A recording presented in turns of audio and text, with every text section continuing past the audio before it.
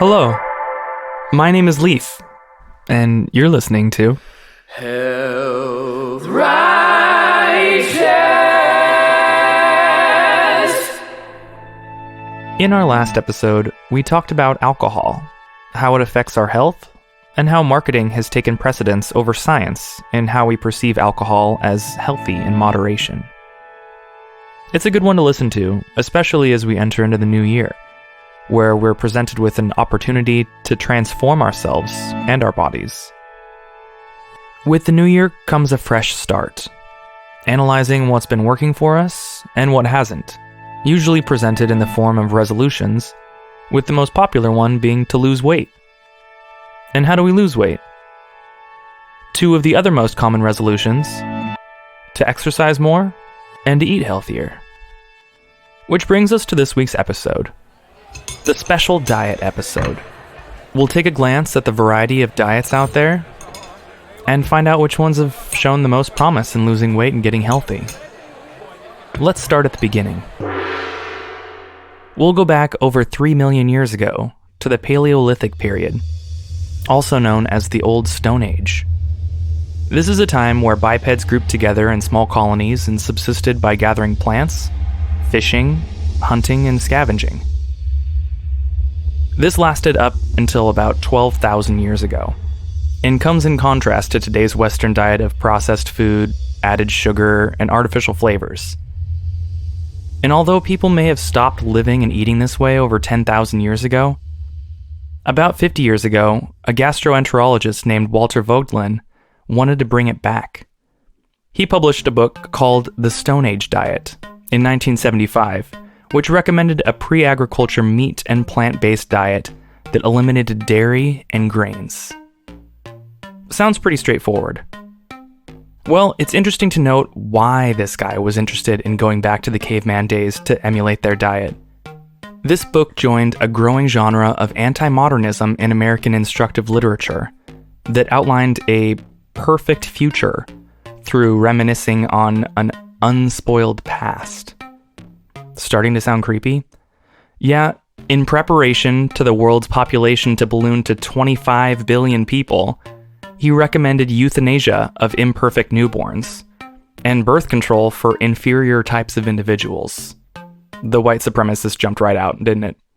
He also envisioned a future that, in order to keep resources to ourselves, we would need to mass slaughter carnivores like dolphins and tigers, and even large herbivores like elephants, giraffes, horses, and hippos. And whether we decide to eat them or not is up to us. What a creep.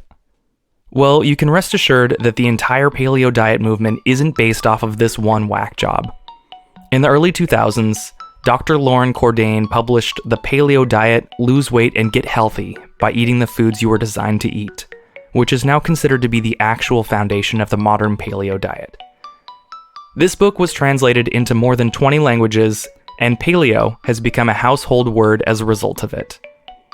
In 2013, Google announced that paleo was the most searched for diet. Arguments in favor of this diet include that pre-agricultural diets are the nutrition for which human beings are, in essence, genetically programmed, and that the human body has essentially remained unchanged since the Paleolithic era. And they were thought to be about 6 inches taller than their descendants who lived after the development of farming. But they also only lived between 20 and 40 years of age, so So to wrap things up here, here's what people on the paleo diet avoid. Grains, including wheat, oats, and barley. Legumes, such as beans, lentils, peas, and peanuts. Dairy. Trans fat from hydrogenated oils. Refined sugars. Artificial sweeteners. Low-fat or diet products. And salt. People following the paleo diet should drink lots of water. Some people on this diet also drink black coffee or green tea, but they should avoid all soft drinks and juices with added sugar. And getting regular exercise is another vital part of the paleo lifestyle, and there's no alcohol on a truly paleo diet. This actually sounds pretty healthy. There are still some sweeteners that paleo folks can eat, like honey and maple syrup. Wild. Literally. Glad this diet got some strong rebranding and we're not out here feeling threatened by dolphins. Next up is an elimination diet that carries some of the same traits, and that's the Whole30 diet. This one seems to get more and more popular every year, and it's a great way for people to take a closer look at their relationship with food. The Whole30 started as a challenge between two married owners of a CrossFit gym after coming back from a seminar on inflammation. They both led active lifestyles and ate relatively healthy, but wanted to see what effect eating a more refined diet would have on their performance. On a Whole30 diet, much like the paleo diet, participants will avoid grains, legumes, dairy, processed foods like those containing MSG, carrageenan, and sulfites, any added sugar, alcohol, and alternatives to junk food, even if they're Whole30 compliant. Now, the reason for the last one is that Melissa Urban, one of the co-founders, realized that there were some subconscious connections to food that she didn't fully understand until she took them away. She didn't realize how she would use food in a rewarding or punitive way, or lean on certain foods for an emotional crutch rather than dealing with the emotions in a more effective way. A funny way to remember this last one is they say no sex with your pants on. No swapping out foods to create your favorite comfort foods with compliant ingredients because your body can't tell the difference. The main differences here between the paleo and the Whole30 diets are that with the Whole30, you're removing any kind of added sugar and taking away all food that resembles junk food. For those of you thinking, well, that doesn't sound sustainable, well, it's not meant to be. It's meant to be a 30-day challenge where you gradually reintroduce these foods one at a time afterward to find out how your body reacts to them and to find out the best diet for you to sustain long term. I was also surprised to hear in a podcast from one of the co-founders that this diet simply isn't recommended for vegans. She says if you're plant-based, don't do it. It'll be too restrictive. And instead, try out her vegetarian or vegan reset diets that she outlined in one of her books. From what I've seen, it allows for the addition of some legumes to boost the protein intake. I've personally heard some great success stories with friends of mine following the Whole30 diet. It can be energizing and illuminating, especially for folks who have eaten relatively the same way their entire lives. I had a similar experience as the co-founders when I learned about the inflammatory foods I was eating and wanted to give my skin a shot at being clear. So I dropped soy, wheat, and peanuts a while back. I still indulge every once in a while, but it has done wonders for my digestion and my skin. Oh, and she recommends doing this diet under the supervision of a medical practitioner and a coach. So make sure you're taking good care of yourself if you go for this one. Another buzzword you hear a lot nowadays is ketogenic or keto. This one I've definitely been intrigued by because to me it sounds like one of the biggest challenges you can give yourself, especially if you're on a plant-based diet. This diet has taken a couple forms over the years, but let's talk about how this low-carb diet came to popularity. William Banting weighed 202 pounds and stood 5'5" when he came to an ear, nose, and throat surgeon named Dr. William Harvey about some hearing difficulties he was experiencing.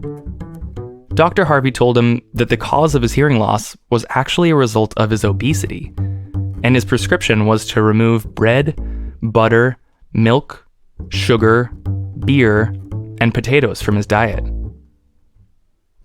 Of all the parasites that affect humanity, I do not know of, nor can I imagine, any more distressing than that of obesity. This is the opening line of Banting's letter on corpulence, originally published in 1864 after experiencing the miraculous 40-pound weight loss that cleared his hearing difficulties and improved his life as a result of the prescriptive diet. In the 1940s, Dr. Alfred Pennington studied health and eating habits of employees at DuPont, de Nemers and Company in Wilmington, Delaware. Pennington put the DuPont executives on a high-fat, high-protein, low-carbohydrate, unrestricted calorie diet. His dieters reported that they felt well, enjoyed their meals, and were never hungry between their meals. And the 20 obese individuals that he treated lost an average of 22 pounds each, in an average time of 3.5 months. The DuPont diet, which was very similar to the diet prescribed to Banting almost a century prior, was published by Holiday magazine in June 1950 and subsequently offered in a 10-cent booklet form. If DuPont sounds familiar to you, like it did to me, It's because DuPont merged with Dow Chemical in 2017 to become the largest chemical company in the United States for a brief period of time. It's also featured in the new film Dark Waters, featuring Mark Ruffalo. A popular study from the 1950s also helped lay out the foundation for the ketogenic diet when scientists put obese subjects on a 1,000-calorie diet but varied the percentages of protein, carbs, and fats. Some subjects were on 90% protein, some were on 90% fat, and some were on 90% carbs. Wherever the carbohydrates were the lowest, the weight loss was the highest, with the high-fat diet causing the greatest weight loss. Finally, in the 90s, a number of diets sprouted up around the same time that all echoed a similar message that advocated for a diet low in carbohydrates. Robert Atkins was particularly inspired by the work of Pennington at DuPont, and after he enlisted a low-carb, high-protein, high-fat diet on himself and saw promising results, he wrote a number of books, but hit the mainstream with his New Diet Revolution in 1992, where he promoted his own brand of diet and diet products named after himself. There is some evidence that adults with epilepsy may experience a reduction in seizures from therapeutic ketogenic diets, and that a less strict regimen such as a modified Atkins diet is similarly effective. Robert Atkins suffered a heart attack in 2002 and died of complications related to a blood clot in his brain after taking a tumble and hitting his head in 2003. His spouse did not allow an autopsy, for what would appear to be obvious reasons, since their livelihood was built on the notion that his diet was meant to promote health. His brand persists today, marketed as a more sustainable, realistic version of the keto diet, featuring more personalization and more choice to help you reach your goals. The second diet to spring up in the mid-90s was founded by Barry Spears, PhD, to avoid an early death from a heart attack, of which all other men in his family had been early victims. His diet, called the Zone Diet, advocates for more carbohydrates than the Atkins diet by balancing your plate with each meal as follows: 1/3 lean protein from animal sources, 2/3 of your plate colorful vegetables and a little fruit while avoiding high-sugar fruits and starchy vegetables, and a little monounsaturated fat from nut butters, olive oil, and avocado. If you're eating like this and feeling the positive effects of it, you're what the creators of this diet refer to as in the zone. The food pyramid they suggest goes vegetables as the largest portion at the bottom, then fruits, then low-fat protein. Above that is monounsaturated fat, with grains and starches at the top. I like it. His diet also advocates for a reduction in inflammation through a variety of supplements. It's a pretty sensible and moderate diet. The third diet that popped up in the 1990s is the protein power diet. I hadn't heard of this one before, but it's similar to the Atkins diet, but it's all about high protein, low carb, with less than 20% of total calories coming from carbs, and less than 100 grams of carbs per day. Finally, enter the ketogenic diet. The keto diet calls for a reduction of carbohydrates and replacing them with fat. This reduction in carbs puts your body into a metabolic state called ketosis, where your body can convert fat into ketones in the liver, while lowering blood sugar and insulin levels. There are actually a number of types of ketogenic diets with varying protein and fat ratios, and adding carbs at specific time frames, but they all tend to revolve around no more than 5% carbohydrates for the majority of the time. On a keto diet, you would avoid all sugary foods, grains and starches, all fruits except a few berries, beans and legumes, root vegetables, unhealthy fats like processed oils and mayo, alcohol, and low-fat and sugar-free diet foods because the sugar alcohols can affect ketone levels. A couple side effects of this diet. There's a keto flu period where your body can feel fatigued, hungry, nauseous, and you could sleep poorly for the first few days. To reduce this, you could try just going lower carb for the first week or two while your body adjusts. Also, once you're in ketosis, it's common for your urine to smell fruity and for your breath to smell different, as new byproducts are released within your body. A ketogenic diet can be great for people who are overweight, diabetic, or looking to improve their metabolic health. It may be less suitable for elite athletes or those wishing to add large amounts of muscle or weight. I have a friend who swears by this diet. He says his body thrives when he's keto and immediately notices inflammation when he strays from it. Since the data backing the long-term effects of this diet are relatively new, I can't recommend a diet that openly contrasts what I know about fat, cholesterol, and heart disease. But I do like the idea of challenging myself, at least for a while, to cut out sugar of all kinds to see how my body responds to it. A curious point came up when I was researching this diet, and that was, I always wondered if an overweight person would be able to survive without food for a longer period of time on a desert island or whatnot. And it appears that their body would be able to break down at least some of the fat into ketones. So it's likely that they would have an advantage here, but regardless, total starvation is normally fatal in 8 to 12 weeks. I also read varying information about whether or not brain cells and red blood cells can metabolize ketones, and I'm not entirely sure, but it's likely their body would break down muscle until they ran out of glucose from that. An odd turn, but thank you for exploring that with me. There's one last lower carb diet I want to throw into the mix before we take a look at some other diets, and that's the slow carb diet. Tim Ferriss is an entrepreneur and author of The 4-Hour Workweek and The 4-Hour Body, in which he prescribes a diet that recommends eating low-carb foods for weight loss with a few changes. His diet calls for no white or processed carbohydrates. He also says don't drink calories, don't eat fruit, no fried food, and no dairy, but you can have beans and legumes. He also recommends a few supplements and says you can take one day off a week and eat whatever you want without counting calories for your cheat day. This cheat day is important for adherence to the diet for both mental and hormonal reasons. And that's it for the low-carb diets that we're covering today. Next, we get to talk about carbs again. Yay! Carbs.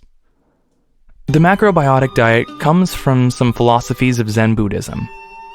The diet attempts to balance the yin and yang elements of food and cookware in a diet that centers around grains, vegetables, and soup. With this one, you'll start with organically grown grains like brown rice, barley, millet, oats, and corn. You'll throw in some locally grown vegetables and top it off with beans and bean products like tofu, miso, and tempeh, and sea vegetables like seaweed, nori, and agar, and you've got yourself a macrobiotic dish. You can also have fresh fish and seafood, locally grown fruit, pickles, and nuts several times a week. Rice syrup is one of the sweeteners you can have occasionally. You're discouraged from eating dairy, eggs, poultry, processed food, refined sugars, and meats, along with tropical fruits, fruit juice, and certain vegetables like asparagus, eggplant, spinach, tomatoes, and zucchini. You're only supposed to drink when you feel thirsty, and spicy stuff is frowned upon, along with strong alcoholic beverages, soda, coffee, and anything highly refined, processed, or chemically preserved. There are also levels of philosophy that are built into this way of eating, like chewing each mouthful of food at least 50 times, and pausing to express gratitude for your food before you eat it. This plan also recommends that you eat 2 to 3 times a day and stop before you're full. Foods are made from scratch and mostly baked, broiled, or steamed. It's common practice to avoid electricity and use pots, pans, and utensils made from naturally occurring materials like glass, wood, stainless steel, ceramic, and enamel. The diet that's probably heaviest on carbs is the fruitarian diet. Now, I actually thought this was a fake diet when I first heard about it. I'm used to people cracking jokes at plant-based people, but I thought the idea that people would only eat food that fell off of trees was absurd. But although this is an uncommon version of the fruitarian diet, this variety is also said to only eat fruits that don't kill the plant, so fruit that can be harvested while allowing the plant to live.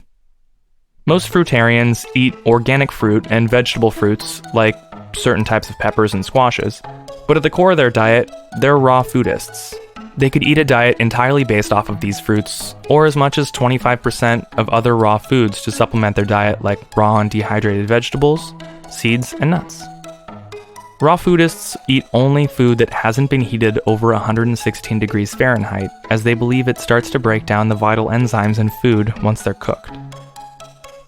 There are all kinds of raw foodists, some that eat meat and dairy, but most of them follow a fully plant-based diet.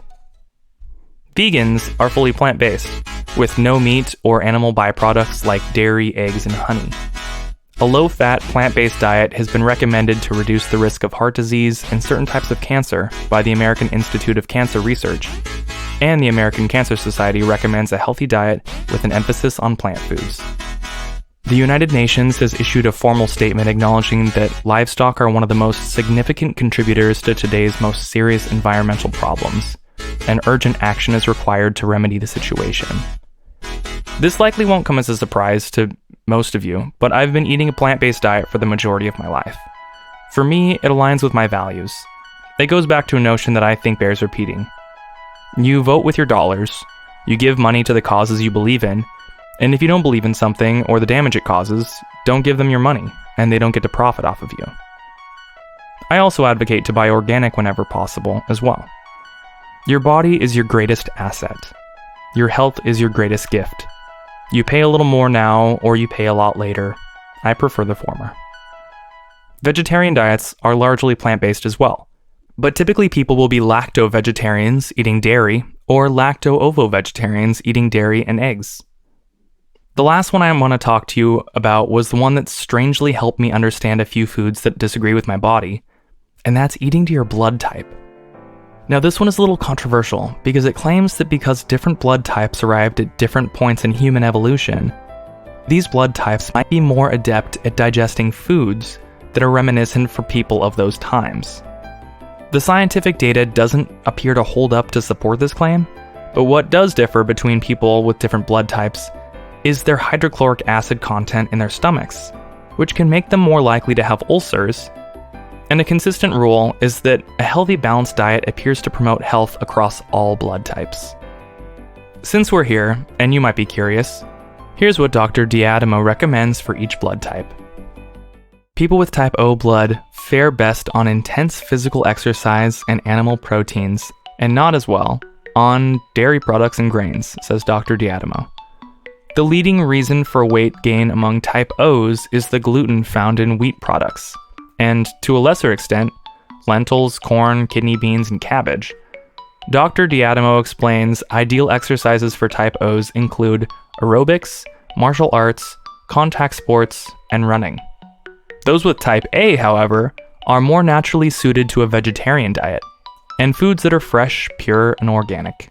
As type A's are predisposed to heart disease, cancer, and diabetes, I can't emphasize how critical this dietary adjustment can be to the sensitive immune system of type A, says Dr. D'Adamo. Type A's can derive significant benefit from calming, centering exercise such as yoga and Tai Chi. Type B's have a robust immune system and a tolerant digestive system, and tend to resist many of the severe chronic degenerative illnesses, or at least survive them better than the other blood types. Type B's do best with moderate physical exercise, requiring mental balance such as hiking, cycling, tennis, and swimming. Blood type AB, the most recent in terms of evolution of the four groups, and an amalgam of types A and B, is the most biologically complex. For this group, a combination of the exercises for types A and B works best. Remember that these assertions aren't coming from peer-reviewed science, they're one person's claims. But this part wasn't the part that was helpful to me. It didn't change the athletic activities I chose, but what was helpful was looking at the foods one by one to see which ones were recommended for my blood type, and which ones to avoid. And the reason this was helpful was because it was my own version of an elimination diet. By simply becoming aware of the way I might feel after eating each of these foods, or how I felt when I avoided them completely, I was able to find foods that were causing my body to experience bloating or indigestion, whereas before I might have ignored the symptoms or just shrugged them off. The same could result from any elimination diet, like the Whole30 that I mentioned earlier, or a diet like the FODMAP diet. FODMAP stands for fermentable oligo-di-monosaccharides and polyols. High FODMAP foods are short-chain carbohydrates that are poorly absorbed into the small intestine. Replacing these foods with low FODMAP foods is commonly prescribed for people with the common gut issue, irritable bowel syndrome, or IBS. I didn't realize I had an issue digesting onion and garlic until I removed them from my diet, so you never know. Diets can be fun, but they can also be dangerous. So make sure you're in contact with a health professional anytime you decide to make a serious shift. I love the way I feel most of the time, so I'm happy with where I landed. but the foods that I eat are constantly under scrutiny as I determine what is best for my body. So I'm going to go off script here for a minute because there's a couple other things that I want to mention to wrap things up here. So at the beginning of the episode, I mentioned that we were going to be looking for the diets that promoted the most weight loss and were the healthiest for us. Well, that's a little tricky.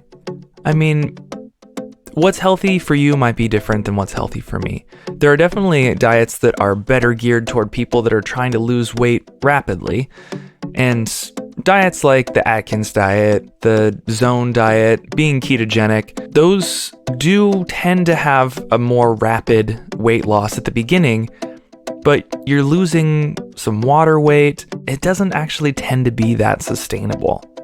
So really the only way that you can count on losing weight is if you're running a calorie deficit. So what that means is you have to be burning more calories than you are ingesting, or just ingesting fewer calories than your body is naturally going through. So this could happen in a couple of different ways. You could either just put yourself on a calorie restrictive diet, or you can also look at intermittent fasting. So maybe you'll eat during a certain window within the day, and then you'll spend a larger part of the day not consuming calories. So that might look like you can eat for 8 hours, and then you'll take 16 hours where you don't eat. Or there's some people that'll fast for longer periods of time. Again, when you're going to be doing things that are foreign to your body and are a departure from the way that you normally eat, I would recommend consulting a dietitian or a physician or a nutritionist to make sure that you're not putting yourself in any type of danger. Personally, I've seen some success with myself by doing some intermittent fasting, but for me, it's not sustainable. I can't do it for longer than a month or two at a time because I just get too hungry and it's not, it's not sustainable for me. But I've seen some really great changes in my body when I have tried to lose weight while I've been intermittent fasting. So, moral of the story here is find a diet that aligns with your beliefs that you think that you might be able to adhere to for at least the duration that the diet recommends you do. From what I've seen, there isn't going to be any dietitian that's going to tell you to eat less fruits and vegetables. So, I mean, I might be biased, but from what I've seen, it really does appear to be healthiest to eat a plant-based diet, just so long as you're making sure that you're having a well-rounded, whole foods, plant-based diet and you're not just eating junk food. So that's what I would recommend. But again, what's right for me might not be right for you. So try things out, have fun with it. Make sure that you're just listening to your body. If your body's telling you abort, stop it. Stop doing whatever you're doing that's upsetting your body. Thanks for letting me clear the air on that one. This new year could be your chance to finally make a change that's going to set your health on track or prevent a catastrophe further down the line. But any day could be the day that you decide to put your health first. Be bold. There is an unlimited wealth of good, healthy food out there. And that's it for this week. If you learned something today and you want to share it with someone, pass this podcast along to your friends, your family, your in-laws, your favorite furniture salesperson, your interior decorator, your colon hydrotherapist, or anyone who's made your life interesting that you want to have the best shot at living a long, healthy life. Your support matters to me. Leave me a review on Apple Podcasts to let me know how you think I'm doing. Give me some stars and lay down some sick words. I'd love to keep making these episodes, so consider becoming a patron.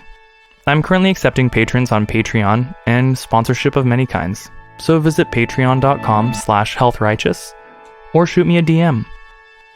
Thank you for listening. It's a demonstration of self-love and self-kindness.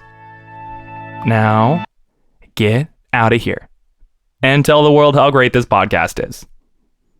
Come back in 2 weeks for a brand new episode, and we'll see you next time. Health Righteous.